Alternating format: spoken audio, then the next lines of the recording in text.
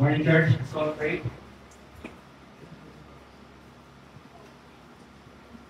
Father, you are good and your mercy endures forever. We thank you today as we gather your people, body of Christ, Panginoon, who would see your goodness, your mercy, your faithfulness, Panginoon. And we continue to pray, Lord, for each one as we hear the message preached today, Lord. We ask the Holy Spirit to lead us, to convict us, Panginoon, to come into a true understanding of the gospel, come into a devotion and affectionate love of Christ, and for us to exalt Him in our lives. So, Lord, today we pray to may the words of my mouth, the meditations of our hearts, be pleasing in your sight, our rock and our redeemer. In Christ's name, take a break. Let's all say amen. Amen. Let's all be seated.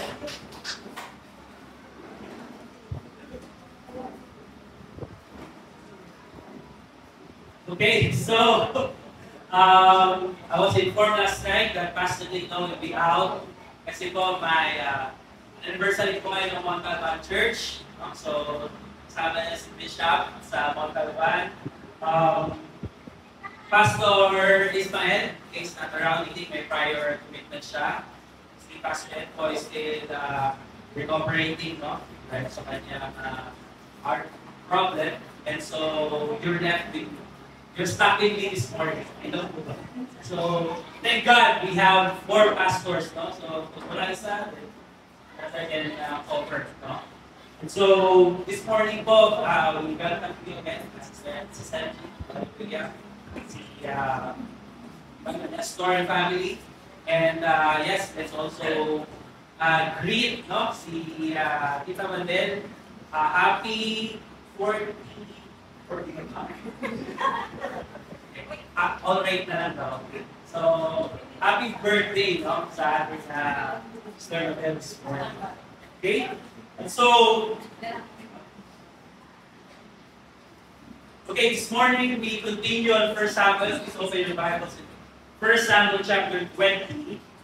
Ang title po natin pag-aaralan is The Arrows That Saved the King.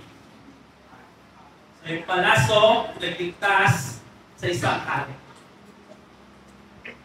So, speaking of insurance, nabanggit ni Sister Shelly kanina. So, I read in the Facebook post, no, that one of my friends in the insurance industry ay meron siyang customer or meron siyang client, no, na he was able to sign up to get an insurance. So they have an agreement, no, na whatever happened, knock on wood, kung mamatay siya, meron siya makukuha insurance claim.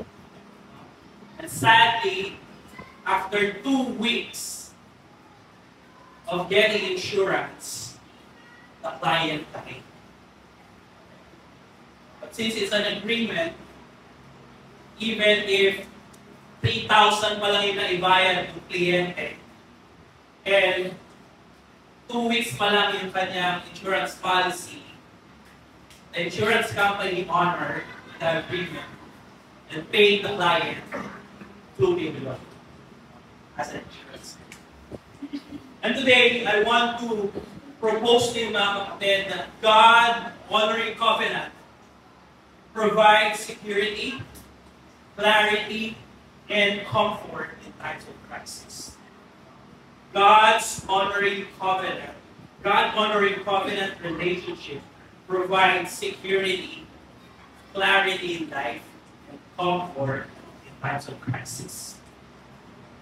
So as we continue on 1 Samuel 20, we look at the friendship of Jonathan and David. And sadly, itong story na to is used by the liberals, no?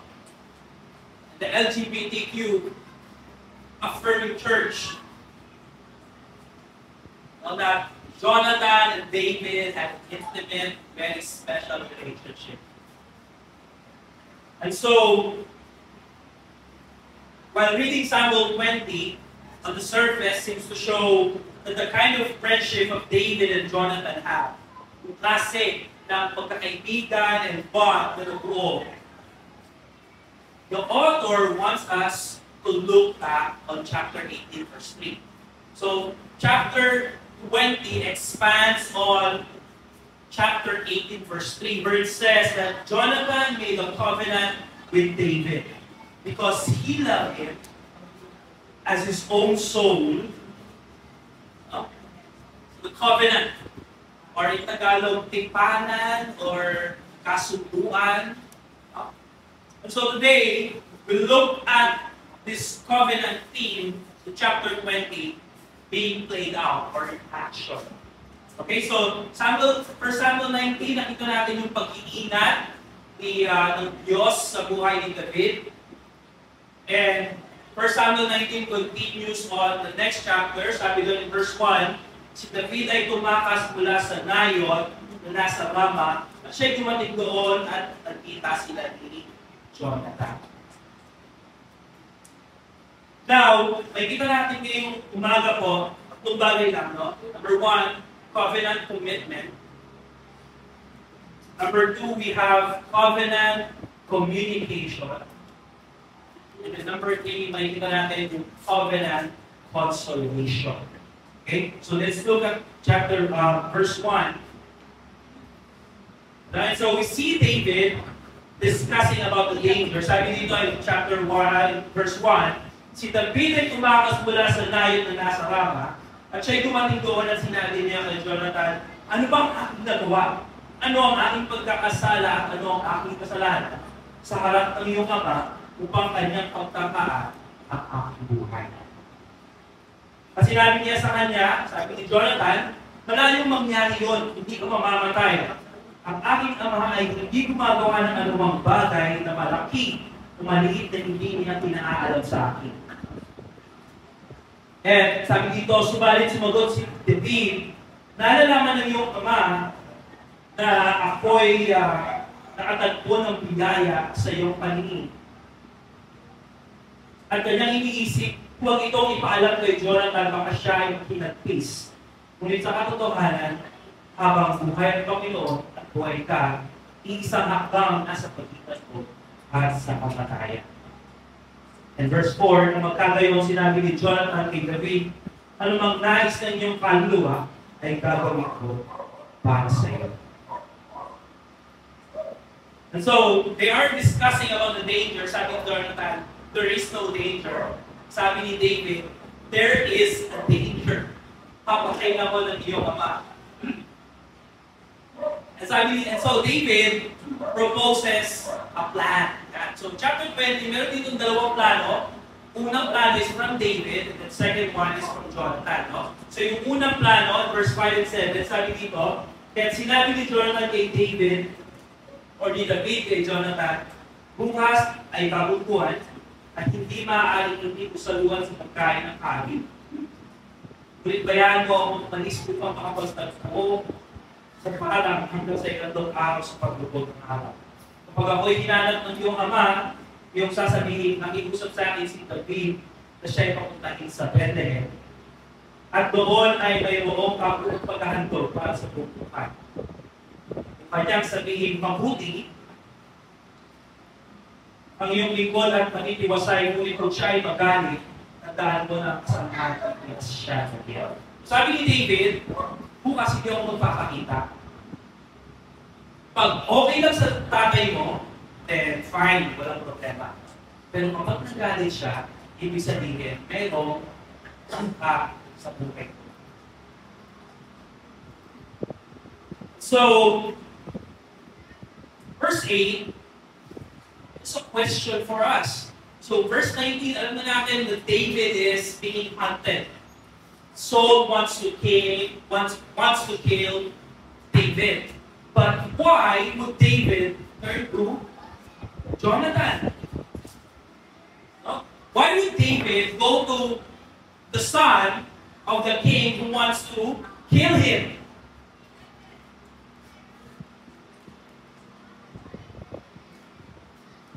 Verse 8, we read, kaya't gawan mo ng mabuti ang iyong lingkod sapagkat dinala mo ang iyong lingkod sa isang banal na makikipag-tipan sa iyo.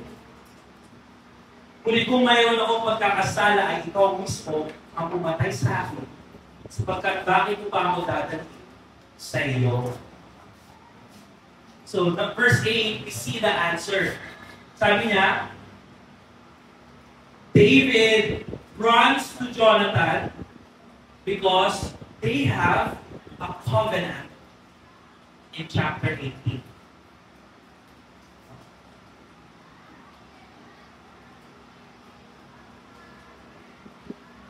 Anong sabi niya in verse 8?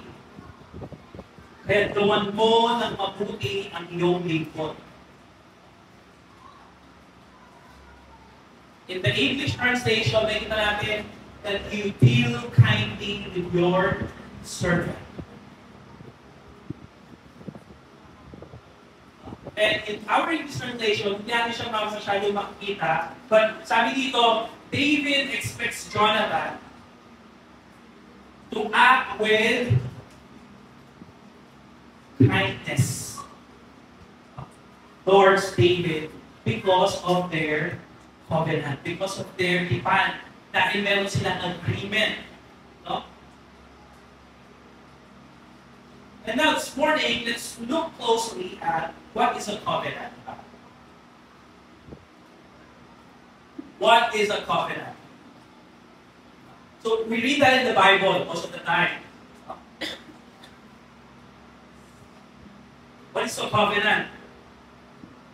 And have you asked yourself why we call the Old Testament, how do we call the Old Testament in Tagalog? Matandang tipan. In the New Testament, bagong tipan. Very English natin is Old Testament, New Testament, right? But really, our Christian Bible is divided into two covenants. The Old Covenant and the New Covenant. So, medyo in your Bible nakalagay is the Old Testament, no? Because it was first a Latin division coming from the Catholics, no? So they want it the Old Testament too. No? But in reality, the Bible is divided into two covenants, the Old and the New Covenant. So the Old Testament are all the writings before Christ, and the New Testament or the New Covenant, bagong tipan, are all the writings after Christ. Right? So this morning, what is a covenant? Sabi dito, a covenant is a sacred binding agreement. So number one, it is sacred. It is an agreement between two parties.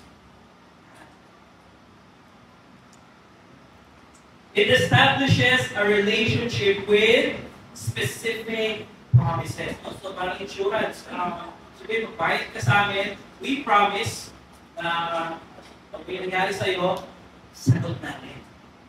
Meron ka bang kuha? There's a promise. Meron silang obligation or terms, stipulation. Meron silang obligation sa'yo, kung insurance, ikaw naman ang obligation mo is monthly kailangan mong bayaran yung insurance. And sometimes there's a sign. So when you isang insurance, you have to sign it with your signature. Diba? It is more than a contract.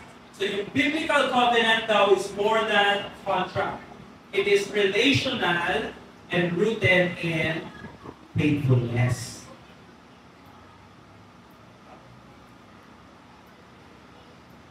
So let's look at a more realistic example of a covenant.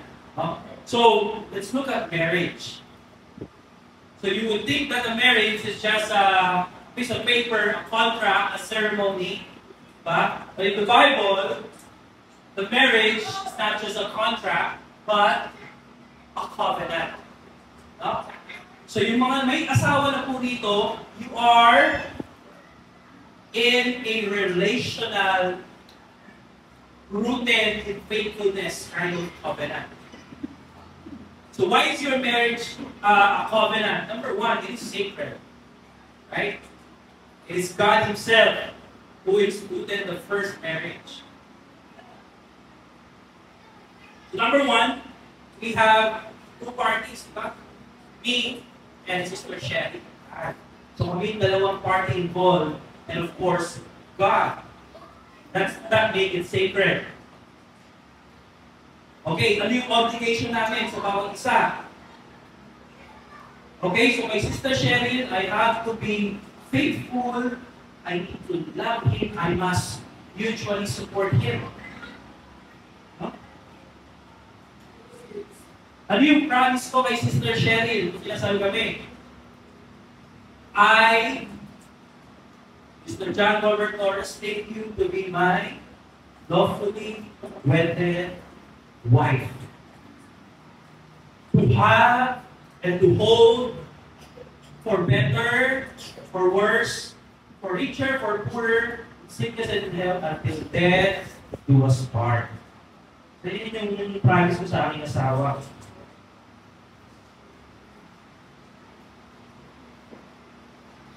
Ayan. And then yung oath namin is before God and witnesses, no? And then the blessing of marriage. Ano yung blessing of marriage, mga kapatid? Of course, children. Ano pa? Intimacy. Companionship.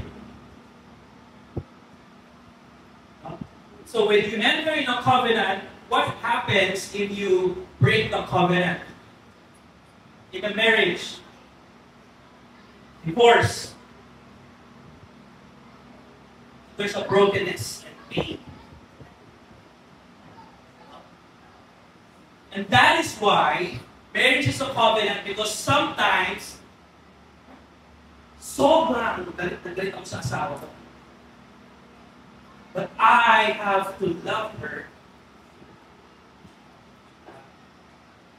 And where does most marriage fail? Where does most marriage fail? Faithfulness, di ba? It is rooted in faithfulness. Why do family and marriages break up? Because of faithfulness. Sometimes there will be times that I don't want to love my wife, but I have to be loyal to her. Di po ba? There were times na galit siya sa akin, but kailangan she needs to stick with me.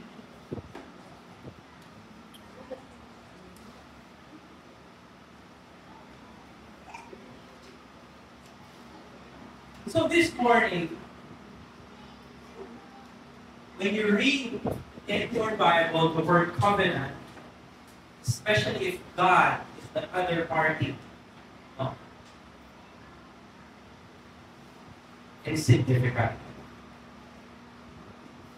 Yung covenant, yung kasunduan na yun.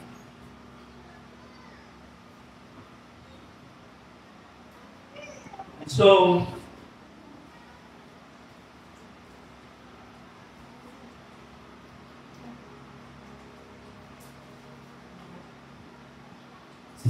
David, in the midst of his persecution, alam niya kung sino yung tatakbuhan niya. In times of crisis, in times of trouble, alam ni David kung kanino siya nakipagkasundo, kilala niya yung tatakbuhan niya. Because David knows he finds security dun sa tao na katipan niya. The question this morning, so we heard a lot of testimony this morning. Kung binasa natin yung Psalms 10, a psalm of lament. And how does that Psalms, parang simulahin mo yung Psalm 10:1? Lord, bakit ang layo mo sa akin? Ngayon, kung kailan may problema ako. Diba?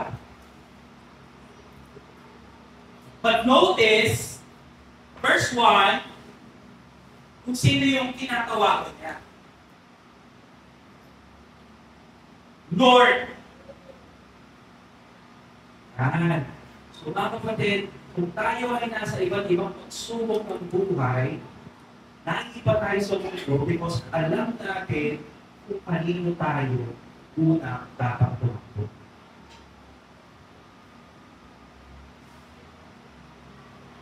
No? Hindi tayo yung ano ba yun? Pagdating sa sa taling kumakapit or kung ano ang kinakakuha. Yun. Dapat yun ang reality sa ating mga Christian. The moment na may dumating ng problema, praise God. Kasi alam mo yung unang tatakbuhan eh. Diba? Yun. So number 1, we see yung covenant commitment. And makapansin natin, in verse 7 and verse 8, si David na hari, he refers to himself as the servant. So ibig sabihin, in this covenant, si Jonathan yung greater party, si David yung lesser party. Sabi niya, ang iyong lingkod, no? Gawan mo ng mabuti ang iyong lingkod. So, eto na. Let's go to verse 12. Sabi ni Jonathan kay David, sa pamamagitan ng Panginoon, ang Diyos ng Israel, kapag nakinugan ko na ang aking ama sa mga oras na ito, bukas o pagsaitong araw, kapag mabuti na ang kalooban niya kay David, hindi ko ba ipapaalam at ipapabot sa iyo? Ngunit kung gusto ng aking ama na gawan ka ng masama, ay gawin ng Panginoon kay Jonathan at higit pa. Kapag hindi ko ipapaalam sa iyo, at pa, alisin ka upang ligtas kang makaalis. So yung obligation in the covenant ni Jonathan is kailangan niyang sabihin kay David if there is an imminent danger.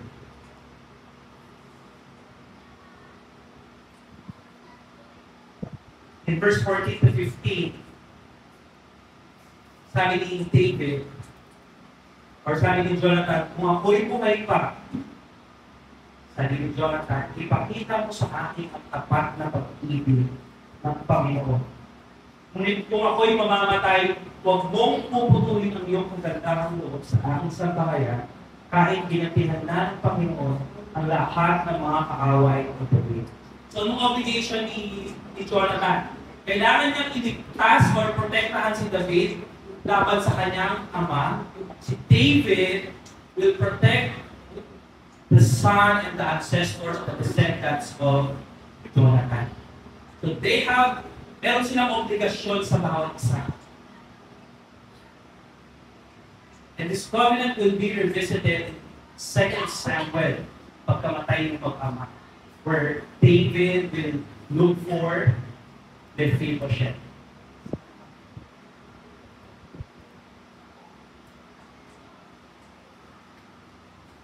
Ang sabi in verse 15, huwag mong puputulin ang iyong kagandahang loob.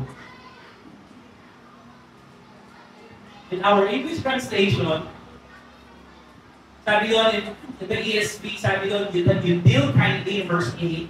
In verse 15, sabi doon, your steadfast love. Diba? Your steadfast love. Mabuti ang loob. And so, what does hesed mean? So, sabi in verse 8, you deal kindly. Verse 15, steadfast love. In the original language, actually it's the same word. The word hesed.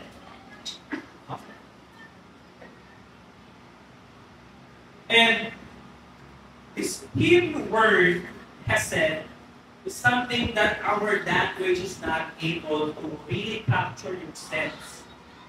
That is why in your Bible translations, there are different rendering of this. So sabi doon that in the ESV, yung steadfast love, in the King James Version, yung faithful love, mercy. In the New American Standard Version, sabi doon, loving kindness. in the NIV, simple love. No? So, yung original language of the Bible versus yung kagandahang loob, o yung kanyang kabutihan, is something that our language is not able to capture. Huh? And so sabi doon, it is a combination of loyalty, reliability, and faithfulness. Sabi ni Ralph David, yung hesed is not merely love, but loyal love. So there are times na yung love ko will grow cold sa aking asawa. But that love has loyal love on it. Pag nanghina yung aking pag-ibig sa kanya, hindi siya iiwan, hindi siya iiwan. There's loyalty in it.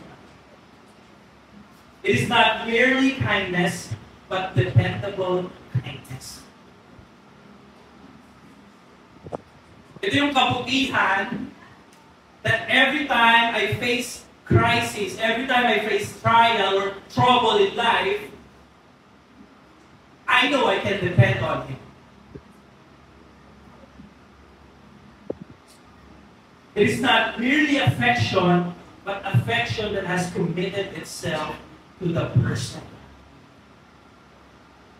Hindi lang siya basta pagkagusto. But ito yung klase ng pagkakilyo sa isang tao that I will commit my whole self through thick and thin. It is not merely love, but love that gives itself in covenant and gladly promises devotion. So napakalalim yung word na hesed na to. And the reason why we are not able to capture the whole sense of this word is because God Himself, sabi niya in Exodus 40, that He is a God of steadfast love.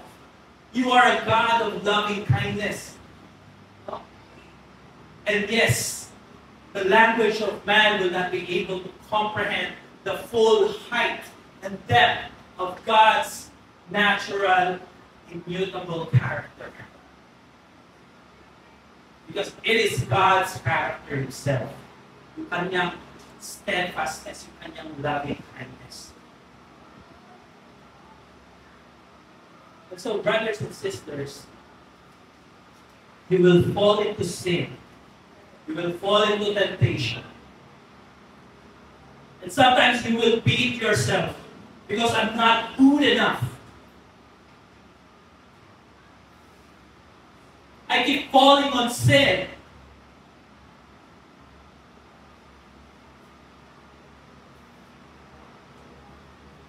God's standard of righteousness I will never attain. Because I'm righteous today, I fall later, after a second, after a minute. This is why God's character is being steadfast in love. Because sometimes we are not lovable, don't you think? But God is steadfast love. I can depend on the Lord. Whenever I fall, whenever the righteous fall, He will stand up 7 times. That is what Christ can do, mga kapatid.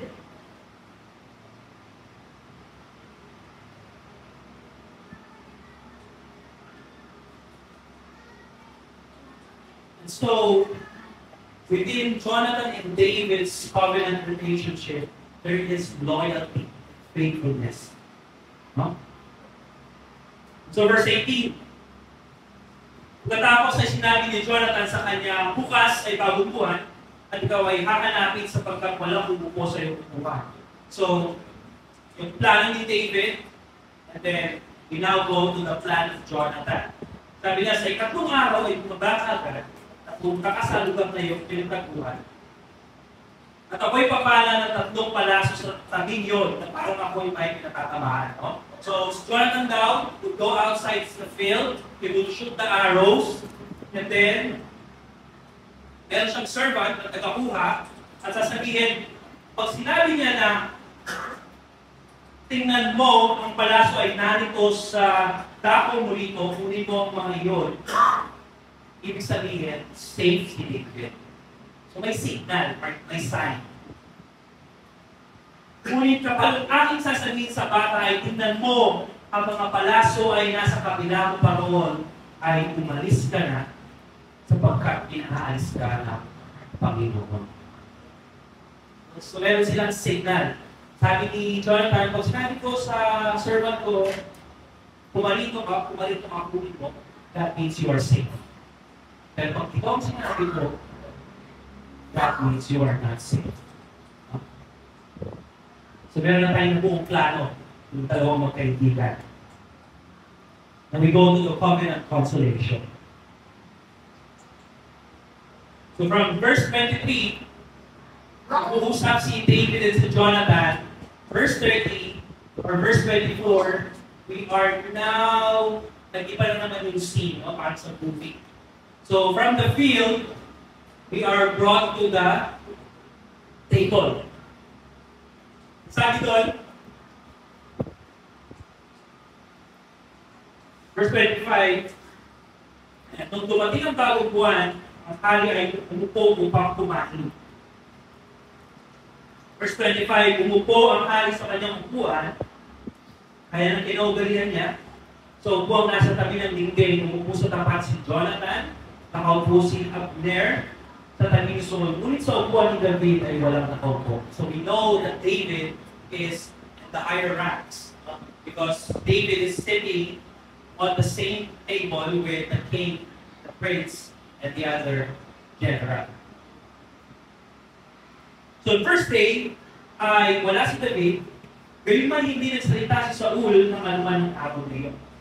Sabi niya, baka may nangyari sa kanya, at siya hindi malinis, at siya ay hindi pinansin. But in verse 27, subalit ng ikalawang araw, kinabukasan pagkaraan ng bagong buwan. So, buwan ni David ay wala pa rin nakaupo. Sa second day, wala pa rin si David. So, tinanong na ni Saul si Jonathan, bakit wala pa ang anak ni Jesse upang kumain hapon ng buwan? Verse 28, sumagot si Jonathan, nakiusap si David na hayaan ko siyang pumunta sa Bethlehem. Kaya sinabi, nakikiusap ako sa iyo na hayaan mo ako umalis sapagkat ang aming angkan ay may paghahandog sa bayan. Sabi ni Jonathan, nagpaalam si David. Ito ang dahilan kung bakit hindi siya nakarating sa tapat ng hari.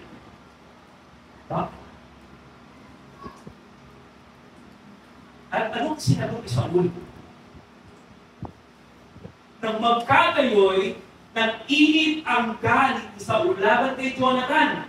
At sinabi niya sa kanya, ikaw na anak ng isang masama at mapaghimagsik na babae, hindi ko ba alam na iyong pinili ang anak ni Jesse sa ikahihiya mo at sa ikahihiya ng kahubaran ng iyong ina?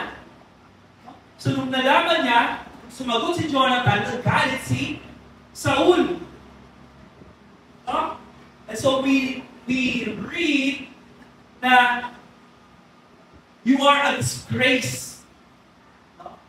It's an idiomatic expression. Ibig sabihin, you are bringing disgrace to our house.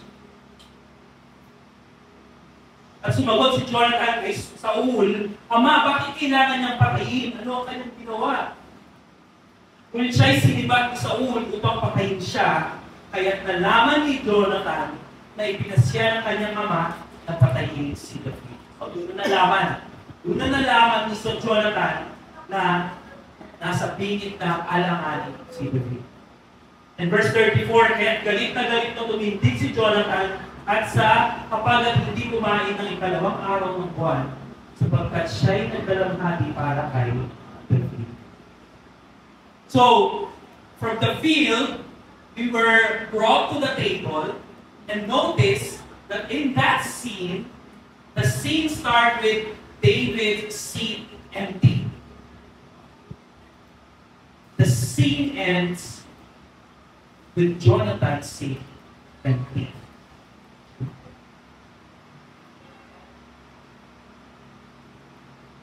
It is now clear, naging malinaw na ngayon kay Jonathan, and they will move on to the next plan. Ano yung next plan nila?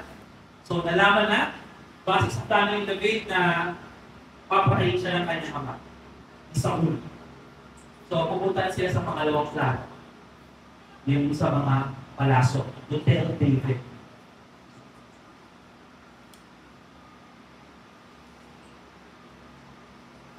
Now, you come to think na between your father and your friend, sino dapat mong kakampi? Kanino ka dapat may loyalty? Ayun sinasabi sa mga anak ko, your loyalty is to your family. Sabi yan sa mga anak ko. Your loyalty is to your family. But in our story, yung loyalty ni Jonathan is na kanino, mga kapatid? Na kay David, hindi sa kanyang ama. Hindi po ba? And you come to think that loyalty in a covenant is possible. For Jonathan, reading this passage and immersing yourself in the scripture, you ask yourself, if I am Jonathan, would I be loyal to my father? Gusto niya lang naman yung pabutihan ko eh. Or would I be loyal to my promise, David? And Jonathan's choosing is very costly. Why is it costly? Anong sabi ni Saul? Habang nabubuhay ang anak ni Jesse sa ibabaw ng lupa, ikaw ni ang iyong kaharian ay hindi mapapanatag. So in Saul's mind, yung next in line should be Jonathan. And what is Jonathan surrendering here, mga kapatid, this morning? Jonathan is surrendering the kingdom, the kingship, yung succession of lines. Tayo kay David.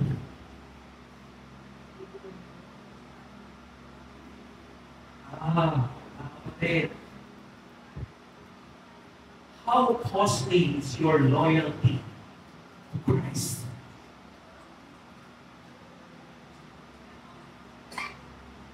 Sabi ng Panginoon, you cannot serve two masters. You will hate the other and love the other. And so this morning, nakanina yung allegiance natin, mga kapatid. Nakanina yung loyalty natin. Because loyalty is costly. Ibig sabihin that you could lose friends. Because of Christ. Is that possible? Pwede kang mawala ng mga kaibigan because of Christ.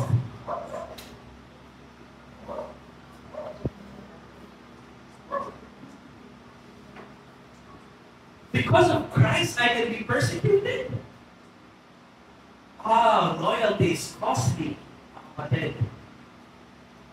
Because of Christ, I can lose my job.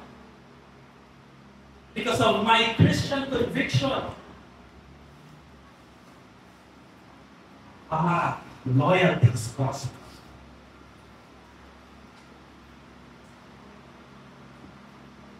Every decision, once you become a Christian, is always a decision of allegiance to Christ as your King or to the Word.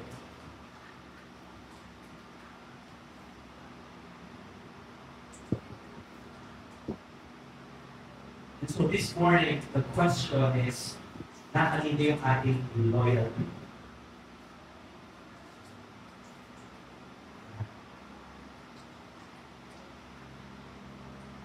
So,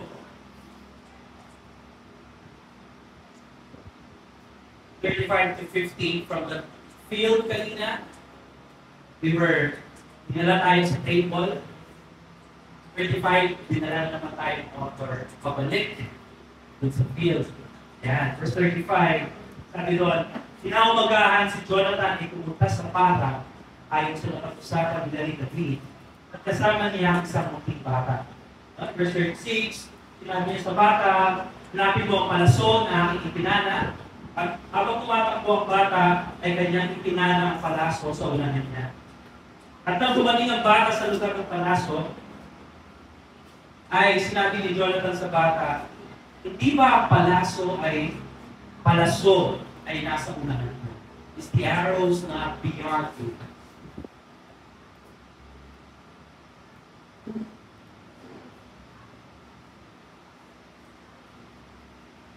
And so, that was a signal for David. He's about to be hunted and his life is in danger.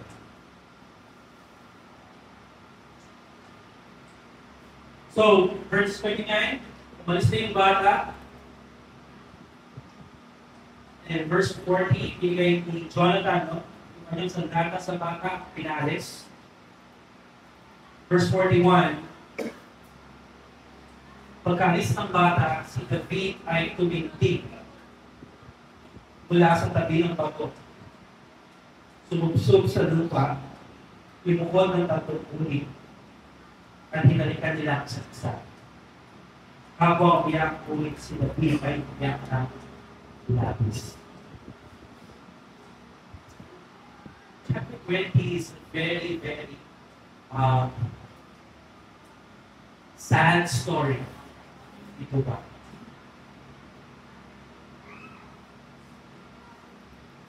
Nakita natin dito yung gratitude ni David, yung kanyang affection,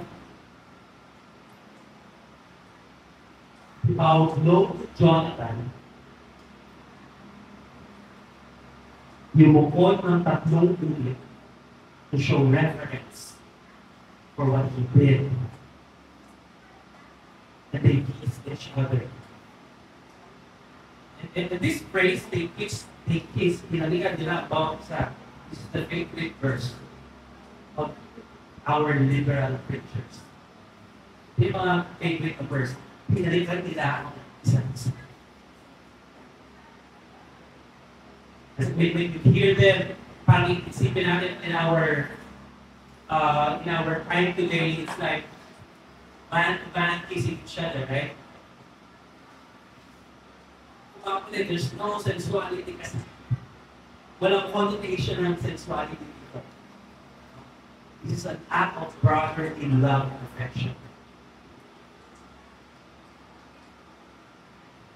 This is a sad parting end of the passage.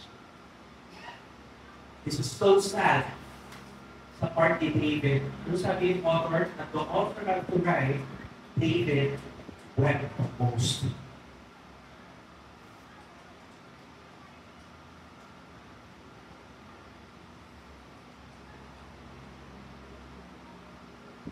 Jonathan and David will not see each other after this. The next time David will see Jonathan is already dead. Because this covenant yung covenant na to is very significant. It has a weight when they think of it, namatay na si Jonathan. Because Jonathan will surrender his kingship, his allegiance, will surrender everything. His future. Jonathan surrenders his future kingship to David.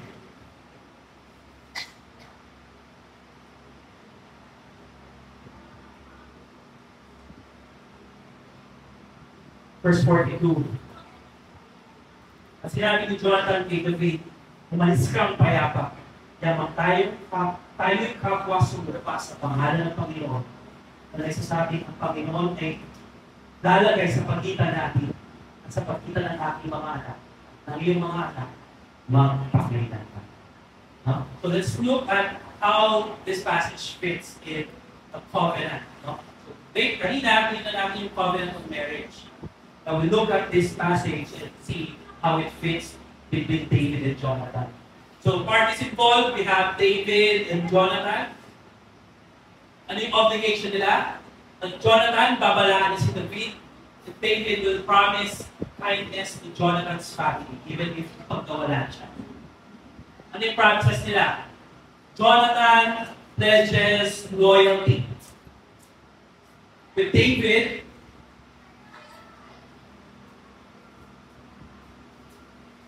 David vows steadfast love and protection for Jonathan's descendants. Ano yung symbol or sign ng covenant? Yung arrow. Arrow. Sabi ni ano, if sinabi ko to, alis ka, takas ka. So every covenant has a sign. So Sister Giselle explains from Genesis 9 right now, yung covenant sign of God is what? Yung kapaligtaran naman ng arrow. Yung bow na walang arrow. So there's always a sign for every covenant. So in this story, may kita natin that the sign of their covenant is the arrow. No? And then yung kanilang oath, their oath were made before God. God is the witness. So if you read your Bible, there are covenants made by God Himself. Kanino nag-oath ang Lord? Sa sarili niya, di ba? Papansin natin. The Lord swears by His name or by Himself. Because, of course, who's the greater party? Wala na. Just the past. So there is always two party, one greater and one lesser. And so in this oath, they invoke the Lord as the witness. And ano yung blessing nila? For David, there's a mutual protection. And for, if they do not, and yung curse will be the dishonor and broken trust before God.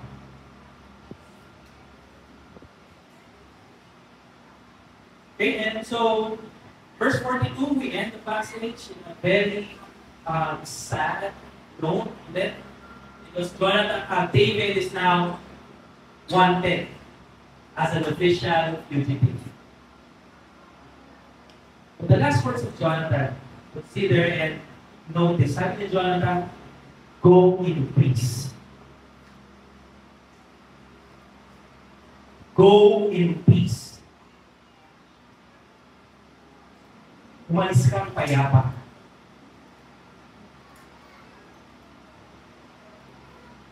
How can David go in peace? Ipapatayin nga siya ng ama ni Jonathan. Diba?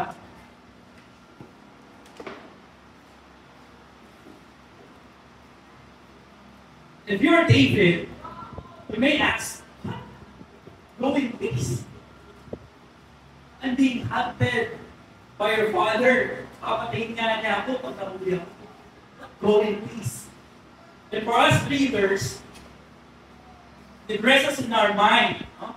That David is not yet, hindi pa siya ligtas. Pero sabi ni Jonathan, umalis ka ng payapa.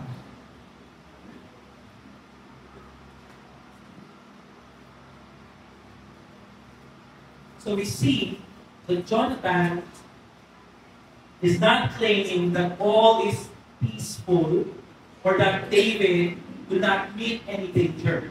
Because clearly, David is still in danger. But what he is saying is that between David, he's saying to David, David, you can't go because you have my protection and there is peace between us.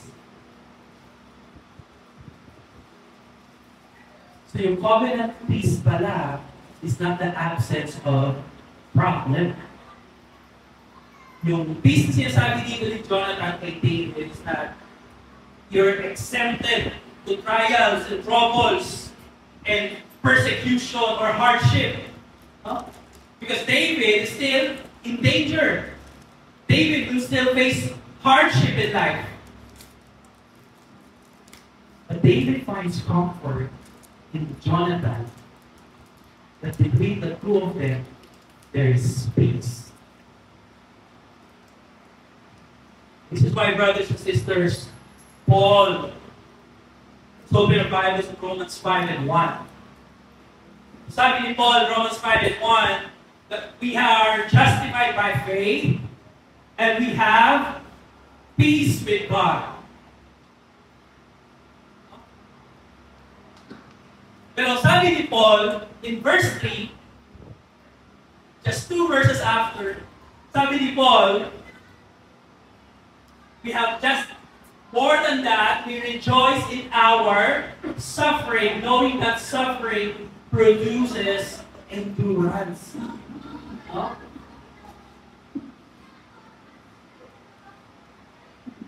So, as Christians, mga kapatid, I'm sorry to say, there's a theology of suffering as Christians.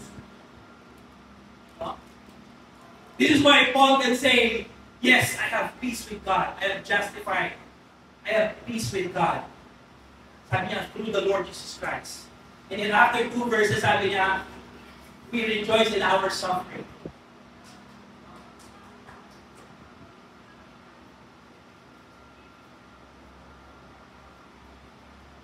The scripture does not contradict itself.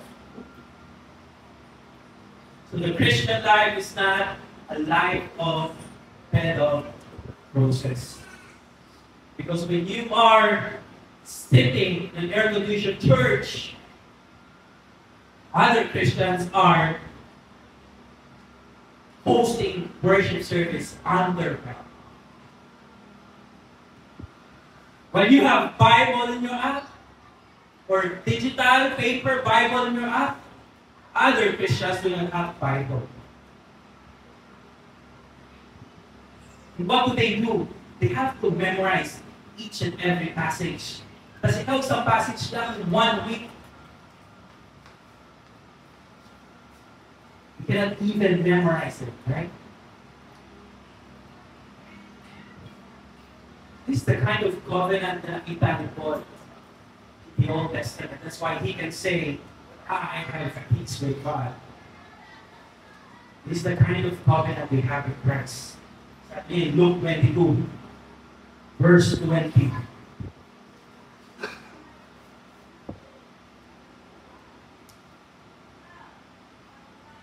After supper, he took another cup of wine and said, this cup is the new covenant between God and his people, an agreement confirmed with my blood, which is poured out as a sacrifice for you. So, friends, we do not have peace because things are peaceful. Especially now, sa ating bansa, mga kapatid. Diba?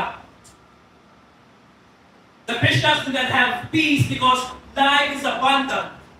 The Christians do not have peace because everything is going according to plan.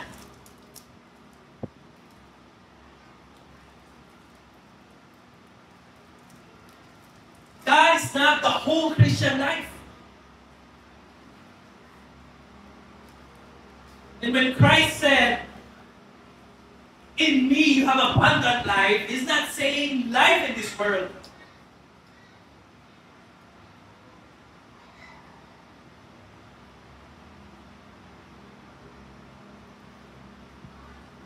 We do not have peace because we have cars, we have big houses. That's not peace. You do not have peace because you are in a good relationship.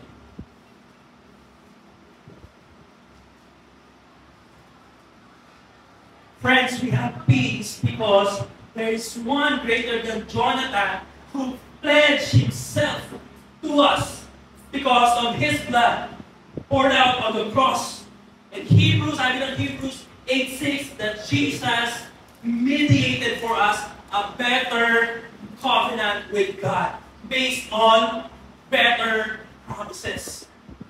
Amen? So yung covenant na meron si David and Jonathan, it gets amplified on the cross because God gave himself for us, devoted his life for us. And yes, this is why Christians can fall to sin and temptation. Pero ano sabi niya dyan? If you confess your sin, the blood of Christ washes you. You do not continue living in sin, but sometimes fall into sin. But because of what Christ has done on the cross, we have a new covenant. We can depend on it.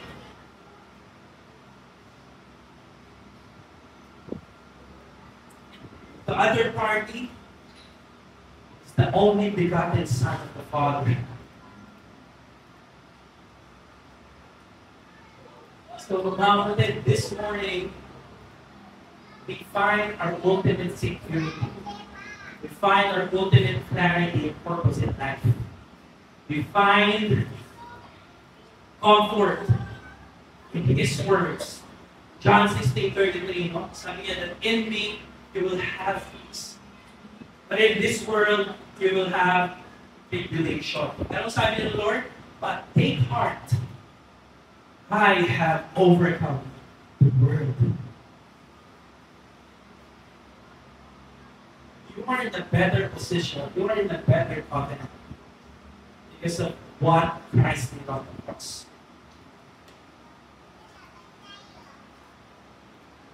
You are safe in His hands. Nothing will snatch you away from God's hands. That is your ultimate security in life. And so this morning, friends, this is why Christians feel secure in this world. Hindi natin nahanap yung ating security. So sabi ng Lord, I have overcome the world. That this is why we have clear purpose in this world. Because we know na yung loyalty natin, yung dapat natin gawin bilang Kristiyano. Our loyalty is first on God, next to the government. Diba? Our loyalty is not on any president. Our loyalty ultimately is on God. We find comfort in this world, and we will have tribulation. Ano, kami ng Sister Sherry, one time, so yung aming pinakapulso, si kaya na ayun na Nico. Kasi nahirapan siya huminga nung pinakanak siya. Before that, hindi pa ako masyadong talagang si Sister Sherry yung wala siyang pananampalataya. So, kukunin namin yung anak namin. Yung last check namin ng bill namin is about 60,000. So, kukunin namin yung anak namin, nagulat kami, yung bill namin, lalabas na kami ng hospital, 200 na ito. 200,000+. That's the first time that I've seen my wife, kaming dalawa. Umupo kami sa gata ng mga ice. Imagine yung highway na yun. Kasi wala kang tatakpan. Sa dami kukunin at ilalabas yung aming anak. 200,000. Magsasarado yung bilik ng alas 10. Kawawa ako sa asawa ko. Kasi nakaupo kami mga kapatid sa highway ng Manila East. Wala na kami tatakpan.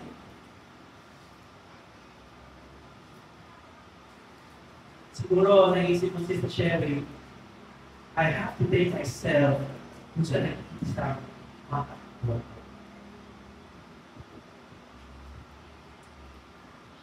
The Lord is faithful. He was faithful. By 1988, we reached Manila East and we have 200,000 after 3 hours. The Lord provided. He is faithful. And when I look back sa nangyari niya, it strengthens my faith. Kaya sabi ni Paul, suffering natin produces endurance. Right? That kung ngayon mangyayari sa akin yun, 200,000. Let's go to my father. Let's go to Christ because He provides, He helps, He comforts us.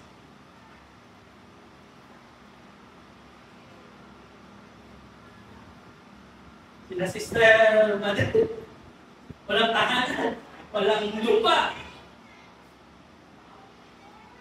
They know kung sino yung tatakbuhan. Yung anak na mismo, alam kung sino yung tatakbuhan. They're at peace right now. Their daughter received healing. Alam natin kung sino yung tatakbuhan natin. And so, brothers and sisters, we all come here with all our personal hardship, all our problems, all trials, all temptation.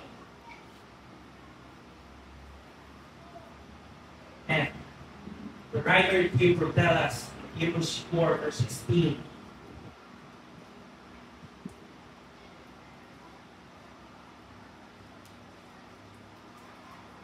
is inviting us.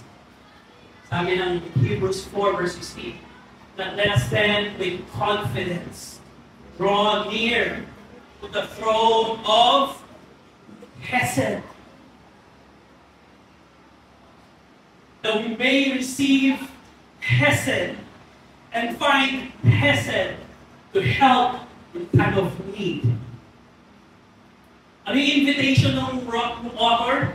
Let us grow with confidence.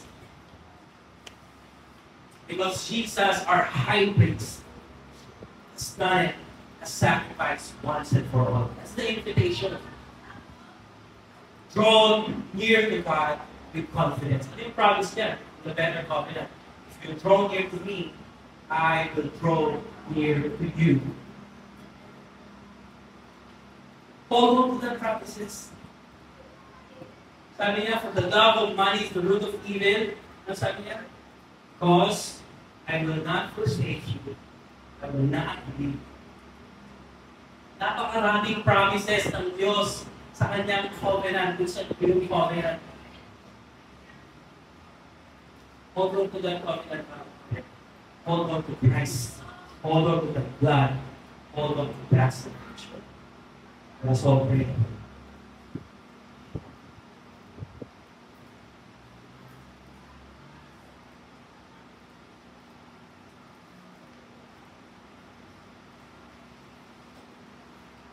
Our Father, we thank you this morning, Panginoon, we heard the message of David finding security in the covenant with Jonathan, Panginoon.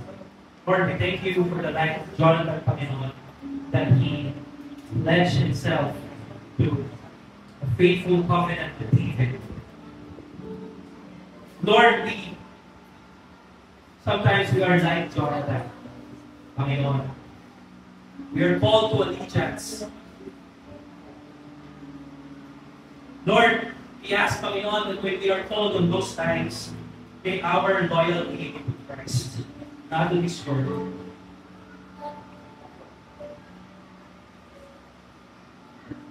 Everything we have, kingship, our own kingdom, every material things, Lord, that we cherish in our life, that is not where our loyalty is.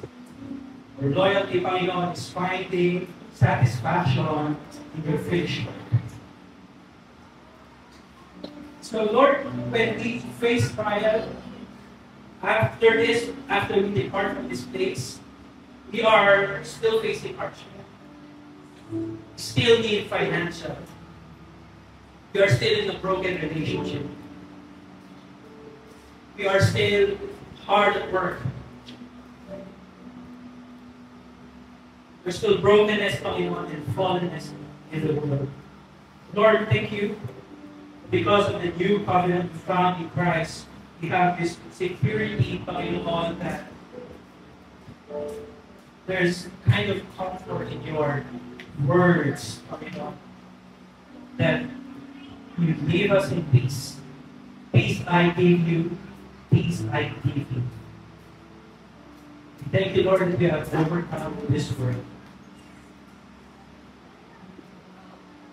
So, Lord, in every situation, in our decisions,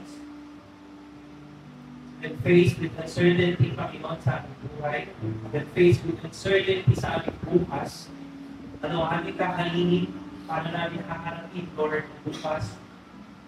When we do not know what the future holds, Lord, draw us near to you.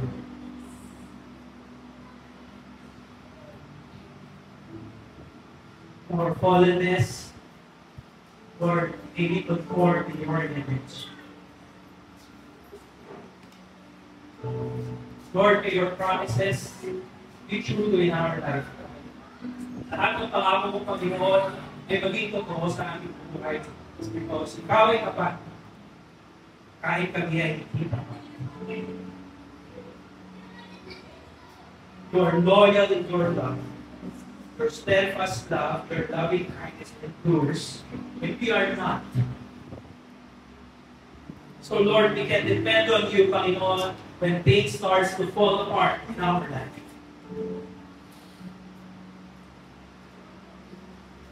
You will teach us, you will discipline us, Panginoon.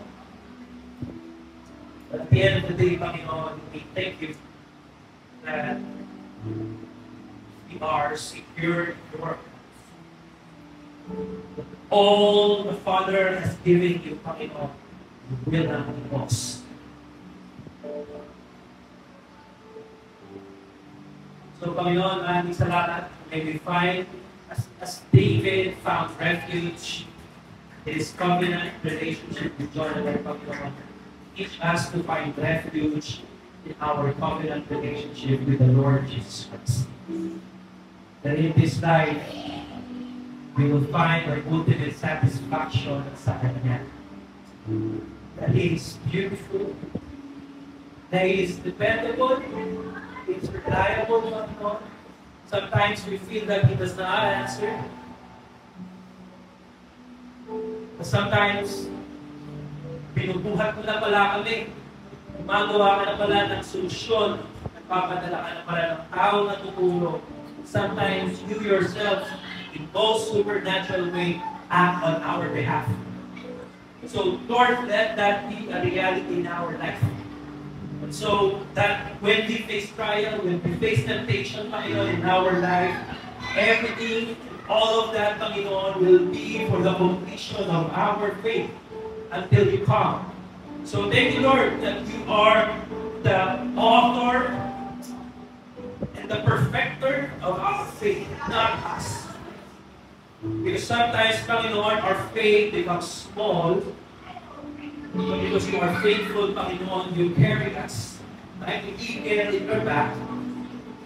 You walk with us, you cross with us in our darkness. You are with us, Panginoon, in the fire. So there are so much more promises and blessing that we have because of what we did on the cross. Lord, this prayer is not enough. Our gratitude, Panginoon, our reverence, our for you. Lord, as Jonathan parted with David with this word, go in peace. I pray for this community, Lord, as they depart from this place, they find peace. They go in peace through you, our Lord Jesus Christ. As they say, Amen.